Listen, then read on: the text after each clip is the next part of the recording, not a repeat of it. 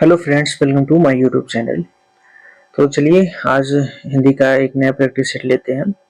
तो जैसा कि अभी आप लोगों का एग्जाम की नोटिस तो आई नहीं है, तो आप लोग एकदम शिथिल मत होइए, ठीक है। तैयारी को धार दीजिए, एक मंथ के अंदर एग्जाम होना फिक्स है। आजकल जो एक्सपेक्टेड डेट निकल के आ रही है तो 26, 27, 28 ये जो है लास्ट दिसंबर की है। अगर सॉरी नवंबर की, अगर नवंबर में भी नहीं होता है तो ये आप मान लीजिएगा दिसंबर के फर्स्ट वीक मतलब स्टार्टिंग में आपका एग्जाम करा लिया जाएगा। क्योंकि उधर आपका देख रहे हैं महाकुंभ है, ये सब की वजह से एग्जाम थोड़ा सा डिले होगा। इस वजह से पहले एग्जाम आपका ले लिया जाएगा। तो तैयारी को आप एकदम जोरों पे करिए, ठीक है। तो चलिए स्टार्ट करते हैं, पहला क्वेश्चन ले लेते हैं। पहला क्वेश्चन कह रहा है जिनकी ध्वनि केवल मुख से निकलती है उसको क्या कहते हैं। जिनकी ध्वनि केवल मुख से निकलती है उनको क्या कहते हैं। वृत्ताकार स्वर कहते हैं, संवृत स्वर कहते हैं, अनुनासिक कहते हैं या निर्निवासिक कहते हैं। बताइए कौन सा इसमें हो जाएगा। तो ये आपका option number D is the right हो जाएगा। निर्नुनासिक कहते हैं, निर्नुनासिक स्वर कहते हैं, ठीक है। चलिए नेक्स्ट पे देख लेते हैं, अगला क्वेश्चन देख लेते हैं। अगला क्वेश्चन कह रहा निम्नलिखित में से वर्तनी की दृष्टि से शुद्ध शब्द है। बताइए दूसरे का कौन सा। अनुसंगिक है या आनुषंगिक है या अनुसंगीक है या अनुसंगिक है, कौन सा हो जाएगा। दूसरे का उत्तर दीजिए। आपका दूसरे का option number B is the right हो जाएगा। आनुषंगिक होता है, ठीक है। अनु नहीं होता, आनु होता। आपे आक मानता लगा रहता है, ठीक है, बड़ा। ठीक, नेक्स्ट चलते हैं, अगला देख लेते हैं। अगला कह रहा है अशुद्ध वर्तनी वाला शब्द है, अशुद्ध चूज करना। बताइए कौन सा है। पारलौकिक हो जाएगा, निश्चेष्ट हो जाएगा, कौन सा हो जाएगा। आशीर्वाद हो जाएगा, दुधर्ष हो जाएगा, कौन हो जाएगा बताइए।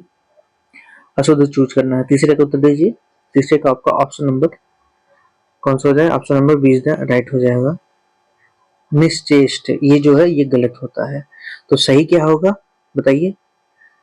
इसमें जो है जहां पे ये खट्टी सा नहीं लगा है, यहाँ पे इस तरह लिखा रहता है निस, ये वाला हो जाएगा, ठीक है। निश्चेष्ट होता है, ठीक, ये सही है आपका है। चलिए नेक्स्ट क्वेश्चन चले, अगला देख लेते हैं। चौथा क्वेश्चन क्या कह रहा है आपका।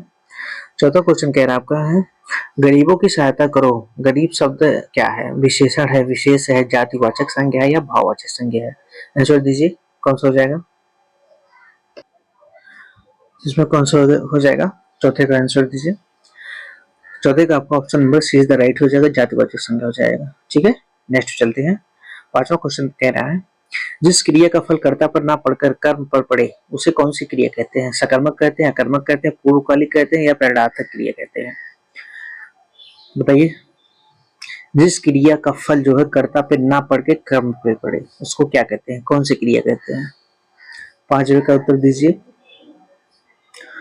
उसे क्या कहते हैं भैया, उसे सकर्मक क्रिया कहते हैं। Option A is the right हो जाएगा, ठीक है। जैसे सकर्मक क्रिया का उदाहरण देख लीजिए आप, जिसे कहते हैं राम आम खाता है, मोहन साइकिल चलाता है, ठीक है। तो आम और साइकिल जो है कर्म है तथा खाना और चलना जो है ये क्रिया के रूप में प्रयुक्त होता है, ठीक है। नेक्स्ट चलते हैं, छठवां क्वेश्चन देख लेते हैं। छठवां कह रहा है निम्नलिखित प्रश्न में चार विकल्प में से अच्छा उन विकल्पों कीजिए। चलिए ठीक है।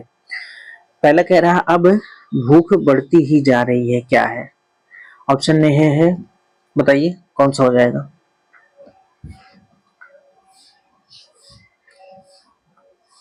तो आपका option number B is the right हो जाएगा, ये प्रतिघोतक है, ठीक है। अब थोड़ा सा इसके बारे में हम आपको बता देते हैं, आप ओरली सुनते जाइए। जब एग्जाम टाइम में बैठेंगे ना तो आप जो हम बोल रहे हैं सुनते रहेंगे ना, तो यही आप एग्जामों में काम आएगा, ठीक है। और ज्यादा थीता पूजा मत करिए, बस पढ़ाई पे ध्यान दीजिए, प्रैक्टिस जम के करिए, सिलेक्शन लेना हो तो, ठीक है। ध्यान दीजिए।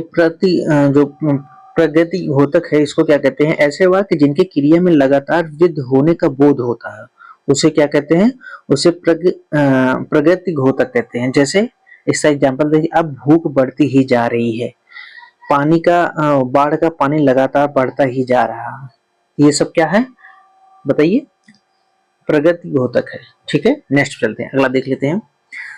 सातवां क्वेश्चन कह रहा है 19 शब्द में उपसर्ग है। अच्छा बताइए 19 में उपसर्ग कौन सा होगा। उत होगा या उत होगा या उन होगा या उन आधा। ये जो हलंत लगा ये आधा ना है, ये आधा ता है, ठीक है। बताइए कौन सा हो जाएगा। 19 में उपसर्ग, सातवें का उत्तर दीजिए। तो सातवें का आपका option number see the right हो जाएगा, उन होगा, ठीक है। क्या होगा भैया, ये उन होगा, ठीक। नेक्स्ट चलते हैं अगला देखिए, जैसे 19 हो गया आपका, इसमें उन होगा, 39 में भी उन होगा, 19 में भी उन होगा, 59 में भी उन ही उपसर्ग होगा, ठीक है। आठवां क्वेश्चन देख लेते हैं। आठवां कह रहा सब व्यक्ति किसी का अपमान नहीं करते। उपयुक्त वाक्य में रेखांकित शब्द के विलोम शब्द का चयन कीजिए। शब्द का विलोम पूछा है। भद्र होगा, सलील होगा, शील होगा, असभ्य होगा। कौन सा हो जाएगा होगा आपका इसमें ऑप्शन नंबर सभ्य का जो है विलोम हो वो असभ्य हो जाएगा, ठीक है। इतना पॉइंट आप ध्यान रखेंगे। नेक्स्ट चलते हैं अगला देख लेते हैं। 9वां क्वेश्चन क्या कह रहा है, उपत्यका का विलोम शब्द क्या होगा। बताइए कौन सा हो जाएगा। अनुपत्यका क्या होगा, अधिकता होगा या अपत्यका होगा, क्या हो जाएगा जल्दी बताइए। उपत्यका का विलोम, नाम एक उत्तर दीजिए। तो आपको ऑप्शन नंबर कौन सा सही हो जाएगा, 20 द राइट हो जाएगा, ठीक है। नेक्स्ट चलते हैं अगला 10वां देख लेते हैं। 10वां क्या कह रहा है, किनारा का पर्यायवाची शब्द नहीं है। पर्यायवाची शब्द नहीं पूछा है, ठीक है। कौन सा होगा, तट होगा, मुहाना होगा, तीर होगा, कर होगा। बताइए कौन सा हो जाएगा। इसमें आपका option number D is the right हो जाएगा। किनारा का कर पर्यायवाची नहीं होता, बाकी तट, मुहाना, तीर ये सब जो है किनारे के पर्यायवाची होते हैं, ठीक है। 11वां क्वेश्चन चलते हैं। 11वां क्वेश्चन कह रहा है आपका मनसिज का पर्यायवाची शब्द है, क्या हो जाएगा। पुष्प, सेज हो जाएगा, मंडप हो जाएगा, कामदेव हो जाएगा, मंदिर हो जाएगा। बताइए कौन सा हो जाएगा 11 का। फटाफट आप लोग उत्तर देते रहिए, ठीक है। प्लीज चैनल को सब्सक्राइब भी करते रहिए या साथ में लाइक भी कर दिया करिए। बताइए कौन सा हो जाएगा। ये आपका option number see the right हो जाएगा, कामदेव, ठीक है। कामदेव जो है मनसीज का पर्यायवाची होता है। इसके अन्य पर्यायवाची देख लीजिए कामदेव के, जैसे मदन कहते हैं, मकर ध्वज कहते हैं, केतन कहते हैं, मनोभाव कहते हैं, कदर्भ कहते हैं, पंचसर भी कहते हैं, मीन केतु भी कहते हैं, ठीक है। ये सब जो है कामदेव के पर्यायवाची होते हैं, ठीक है। नेक्स्ट चलते हैं, 12वां क्वेश्चन देख लेते हैं। 12वां क्वेश्चन आपका कह रहा, ब्राह्मण का उग शब्द का पर्यायवाची क्या है, ढेर का या ढीठ का या ढोंग का या डेरा का। ब्राह्मण को उत्तर दीजिए। इसका हो जाएगा option number A the right हो जाएगा, ढेर का, ठीक है। इसके अन्य जो है क्या नाम है पर्यायवाची शब्द जैसे अंबार है, शशि है, जमाव है, पुंज है, ये सब जो है अन्य पर्यायवाची है, ठीक है। 13वां क्वेश्चन कह रहा है आपका, 13 नंबर पर चलते हैं। 13 नंबर आपको कह रहा है शब्द युग्म की सही अर्थ भेद का चयन कीजिए। अम्बुज और अम्बुद। बताइए कौन सा होगा। ऑप्शन ए कह रहा है कमल बादल होगा, या जल कमल होगा, या समुद्र कमल होगा, या बादल समुद्र होगा। बताइए कौन सा हो जाएगा। ये अर्थभेद यार ना, जब जूनियर की परीक्षा हुई थी 2021 में 1854 या 1954 पोस्ट आई थी, तो उसमें ये बहुत पूछा गया था अर्थभेद वाला। चलिए बताइए कौन सा हो जाएगा। 13 का आपका option number is the right हो जाएगा। आपको पता है जब जहाँ पे दा लगा, जैसे जो पर्यायवाची अम्बुज है ये सब में दा लग जाता लास्ट में, तो वहां पे बादल हो जाता है। तो option number is the right हो जाएगा, कमल और बादल होगा, ठीक है। 14वें क्वेश्चन पे चलते हैं। 14वां क्वेश्चन क्या कह रहा है आपका, जिनका जन्म बाद में हुआ है वाक्यांश के लिए उपयुक्त एक शब्द अनुज होगा, ज्येष्ठ होगा, अग्रज होगा, या अग्रजा होगा। जिसका जन्म बाद में हुआ है उसको क्या कहते हैं।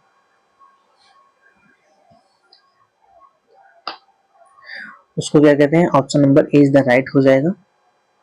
कौन सा हो जाएगा भैया, ए इज द राइट हो जाएगा, अनुज उसको कहते हैं, ठीक है। अनुज में छोटा होता है, ठीक है। और जो पहले जन्मा हो उसको अग्रज कहते हैं। क्या कहते हैं, जो पहले जन्मा हो उसको क्या कहते हैं, उसको अग्रज कहते हैं, ठीक है। और बड़ी बहन को क्या कहते हैं, अग्रजा कहते हैं। इतनी पॉइंट आप ध्यान रखेंगे। और ज्येष्ठ मीन्स बड़ा ही होता है, आपको पता ही है। चलिए नेक्स्ट पे चलते हैं, अगला देख लेते हैं। अगला कह रहा है जिसका जन्म छोटी जाति में या मतलब निचले कुल में हुआ उसको लिए उसको क्या कहते हैं। 15वें का अंडज कहते हैं, शूद्र कहते हैं, अंतज्य कहते हैं, या अछूत कहते हैं। कौन सा हो जाएगा? तो आपका option number C is the right हो जाएगा, अंतज्य कहते हैं। ठीक है, थोड़ा सा कुछ पॉइंट ध्यान देंगे। जिसका जन्म छोटी जात में हुआ होगा इसको तो आपको पता है वो क्या कहते हैं, लेकिन अंडे से उत्पन्न जीव उसको अंडज कहते हैं। जो छूने योग्य ना हो उसको क्या कहते हैं? अछूत कहते हैं। ठीक है, इतनी पॉइंट आप ध्यान रखेंगे। नेक्स्ट चलते हैं, अगला देख लेते हैं। 16वां क्या कह रहा है? 16वां कह रहा है आपका श्रद्धानंद का संधि विच्छेद क्या होगा? श्रद्धा धन नंद होगा, या श्रद्धा धन आनंद होगा, या श्राधन द्वंद होगा, या श्रद्ध धन आनंद होगा? कौन सा हो जाएगा? 16वां का उत्तर दीजिए। इसमें आपका ऑप्शन नंबर 20 द राइट हो जाएगा, श्रद्धा धन आनंद होगा। अगर इसमें पूछ लिया जाए आपसे कौन सा संधि है, तो इसमें देखिए कौन सा संधि है, इसमें दीर्घ संधि है। ठीक है, इतनी पॉइंट आप ध्यान रखेंगे। नेक्स्ट चलते हैं, अगला देख लेते हैं। 17वां क्वेश्चन कह रहा है आपका निम्नलिखित में से कौन सा उच्छ्वास का संधि विच्छेद है? बहुत पूछा गया। उच्च धन श्वास होगा, उच्च धन श्वास होगा, या उच्च धन वास होगा, या उच्च धन श्वास होगा? 17वें को बताइए कौन सा हो जाएगा?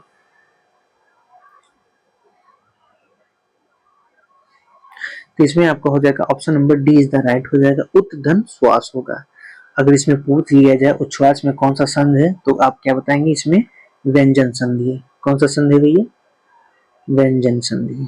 ठीक है, नेक्स्ट चलते हैं। 18वां क्वेश्चन देख लेते हैं। यह पुस्तक भी हाथों हाथ बिक गई, वाक्यांश में निम्नलिखित पद का कौन सा समास है? अव्ययी भाव है, या तत्पुरुष है, या द्वंद्व है, या कर्मधारय है? हाथों हाथ बताइए, इसमें कौन सा समास है हाथों हाथ में?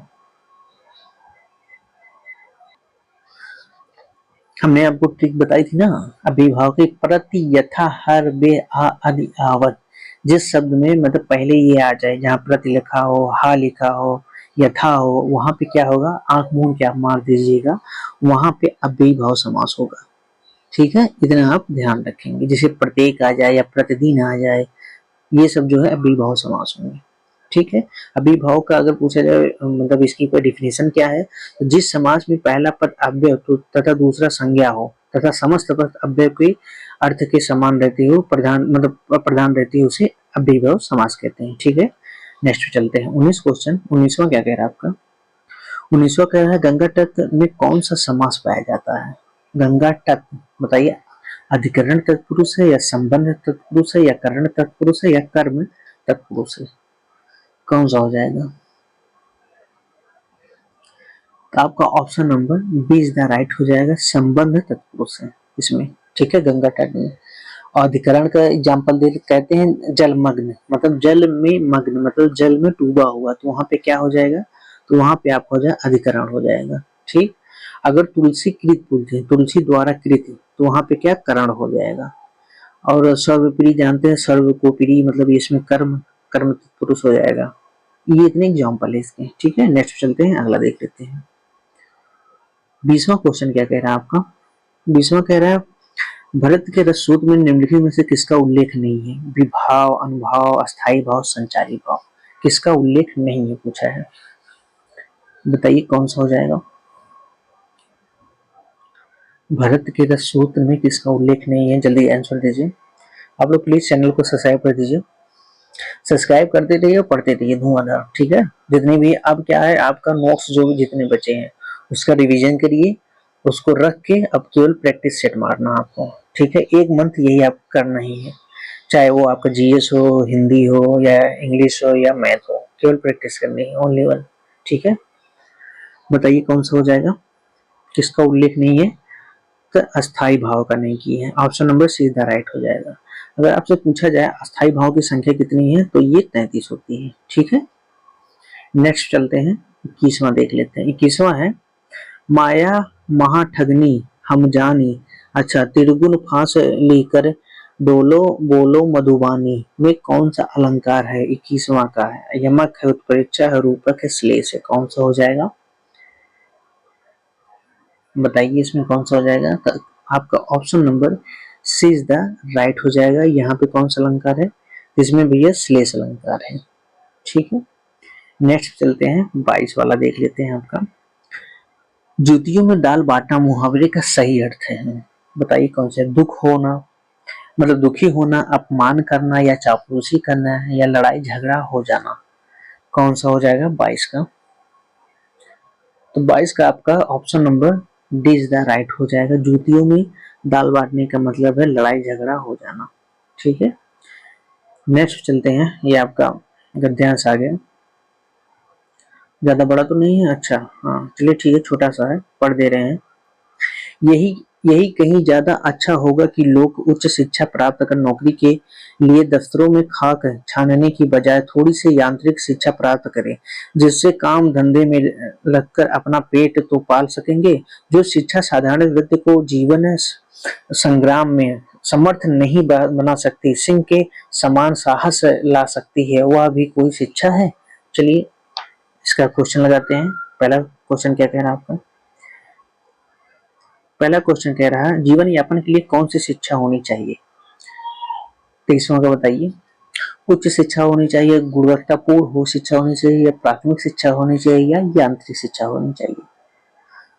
तो आपका option number D is the right हो जाएगी, यांत्रिक शिक्षा होनी चाहिए। ठीक है, 24वां कह रहा है आपका शिक्षा व्यक्ति के किन गुणों का विकास करने वाली होनी चाहिए? सामर्थ्य एवं साहस का, साहस एवं धनी का, निडरता एवं उत्साह का, उत्साह एवं धनी का। 24 का आंसर दीजिए। शिक्षा व्यक्ति के किन गुणों का विकास करने वाली होनी चाहिए?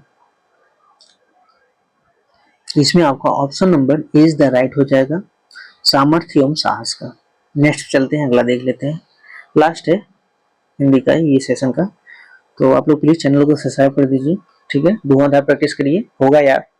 पॉजिटिव रहिए, बी पॉजिटिव। ठीक है, होना फिक्स इस बार। व्यक्ति से अपेक्षित है कि वह, ऑप्शन कह रहा है आपका, जीवन की चुनौतियों से पलायन कर जाए, जीवन की चुनौतियों का सामना कर सके, यांत्रिक शिक्षा प्राप्त कर क्लर्क बने, यांत्रिक शिक्षा प्राप्त कर विदेश जाए। 25 का दीजिए, कौन सा आंसर हो जाएगा? 25 में आपका हो जाएगा व्यक्ति से अपेक्षित है कि वह जीवन की चुनौतियों का सामना कर सके। Option number B is the right हो जाएगा। ठीक है, चलिए मिलते हैं कल नेक्स्ट प्रैक्टिस सेट के साथ, नए प्रैक्टिस सेट के साथ। आप लोग प्लीज चैनल को सब्सक्राइब कर दीजिए। Thank you so much.